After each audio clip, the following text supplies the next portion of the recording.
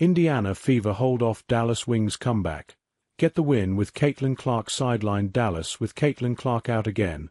The Indiana Fever turned to their present stars to prevent another late collapse.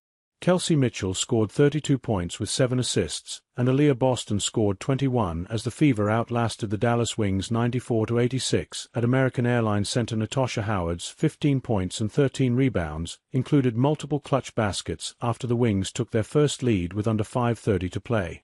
On a one-night turnaround after a frustrating home loss to the Los Angeles Sparks on Thursday, the Fever summoned enough finish to improve to 8-8. 3 takeaways from Friday's victory: Fever win again despite Caitlin Clark's absence. Friday's game was moved to American Airlines Center to accommodate the first pro matchup between Caitlin Clark and Wings star Paige Bueckers.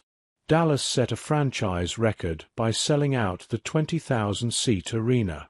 However, anticipation began to dim a bit when Clark missed Thursday's home loss to the Los Angeles Sparks with a left groin injury.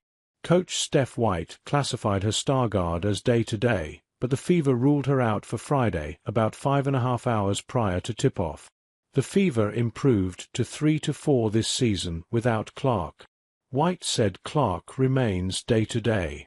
The team remains hypersensitive to the long-term best interests of their franchise star.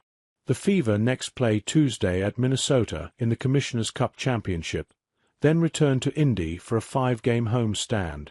Fever coach asks for strong start, gets an explosive one. White inserted Arlie McDonald into the starting lineup, hoping her downhill style and energy would help park a fast start.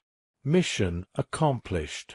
The Fever built a 19-3 lead over the first 5+ minutes, thriving in transition and playing efficiently in half-court offense. They also locked Paige Bueckers out for a single first-quarter field goal.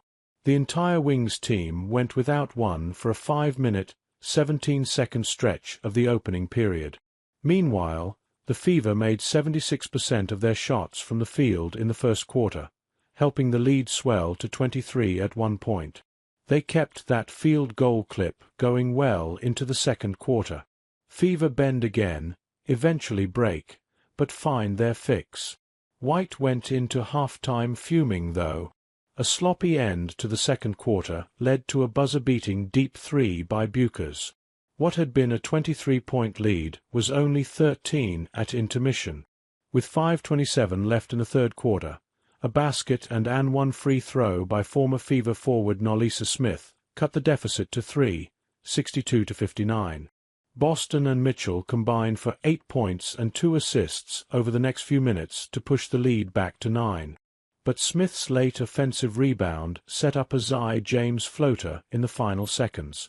The Fever took a fragile 74-69 lead into the fourth quarter.